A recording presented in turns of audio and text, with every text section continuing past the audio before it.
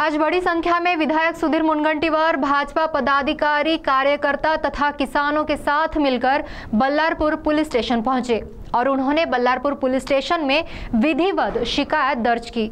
ऐसे कौन से मामले को लेकर विधायक सुधीर मुनगंटीवार को यह कदम उठाना पड़ा, जहां स्वयं उन्होंने पुलिस थाने में पहुंचकर शिकायत दर्ज की?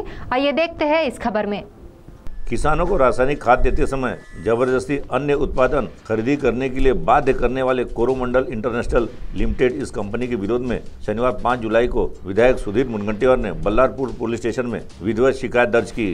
किसानों के हित के लिए यह कदम उठाया गया है और इस प्रकरण में तत्काल कठोर कार्रवाई की जाए, ऐसी मांग उन्होंने की। इस मौके पर बड़ी संख्या में किसान उनके साथ में मौजूद थे। साथ ही भारतीय जनता पार्टी के अन्य पदाधिकारी भी उपस्थित थे और रास्ते से नारेबाजी करते हुए एक शिष्टमंडल बल्लारपुर पुलिस स्टेशन में पहुंचा। इस मौके पर उनके साथ भाजपा ग्रामीण जिला अध्यक्ष हरीश शर्मा, साथ ही वन विकास महामंडल के पूर्व अध्यक्ष चंदन सिंह चंदेल, डॉक्टर मंगेश गुलवाड़े, नीलेश खरबड़े, नम्रता ठेमस्कर आदि भाजपा के पदाधिकारी एवं कार्यकर्ता भी उपस्थित थे। तो आइए सुनते हैं इस मौके पर विधायक सुधीर मुनगंटीवार ने क्या कहा।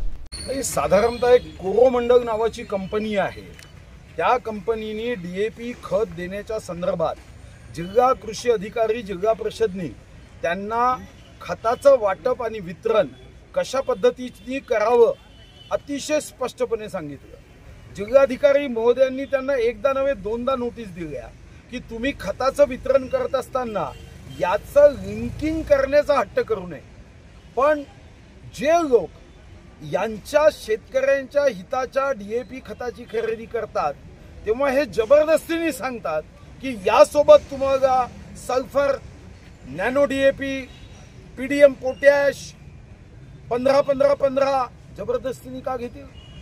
मी स्वतः या विभागाचे सचिव विकास रस्तोगी साहेबांना व्यक्तिगत भेटून आलो की कोणत्याही पद्धतीने चंद्रपूर जिल्ह्यात लिंकिंग होता कामा नये, जबरदस्ती होता कामा नये। एक तर शेतकऱ्याची तुटपुंजी मुद्दल आणि भांडवल असतं, त्यामध्ये तुम्ही त्याच्यावर जबरदस्ती कराल का?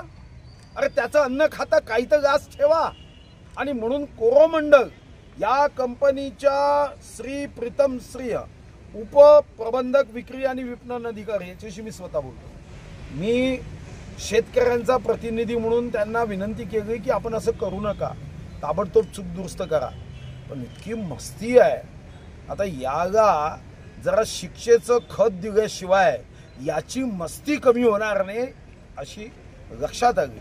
आणि म्हणून मी आज स्वतः पोलीस स्टेशनमध्ये माननीय जिल्हाधिकारी महोदय शेतकऱ्यांच्या बाजूने अतिशय अनुकूलतेने त्यांनी नोटीस दिली की तुमच्यावर एसेन्शियल कमोडिटी ॲक्ट, जीवनावश्यक वस्तू प्रतिबंधक या संदर्भातल्या कायद्याने कारवाई केली जाईल। पण मी स्वतः आता रिपोर्ट दिली आहे। सर्व शेतकरी, भारतीय जनता पार्टीचे आमचे सर्व प्रमुख नेते आणि मी जिल्हाधिकारी महोदयांनी विनंती केली आहे की सरकारच्या वतीनेही तुम्ही रिपोर्ट द्या, त्याला अटक करा, एकदा समजू द्या ही महाराष्ट्र छत्रपती शिवाजी महाराजांची भूमी आहे। या भूमीमध्ये कायद्याच्या धज्जिया उडवण्याचा अधिकार तुम्हाला राहणार नाही आणि आवश्यक असेल तर मग विधानसभेत मी प्रश्न उचलीनच, पण आंदोलनालाही आम्ही सुरुवात करू। शेवटी अशा लोकांवर कडक कारवाई कायद्याच्या चौकटीत मागतोय आम्ही, काही कायद्याच्या बाहेर जाऊन मागणी करतच नाही हो। मला वाटतं की आता पोलीस विभागाने ही कडक कारवाई करणं ही शेतकऱ्यांच्या हितासाठी अति आवश्यक आहे। CTV के लिए वैभव रारकर की रिपोर्ट।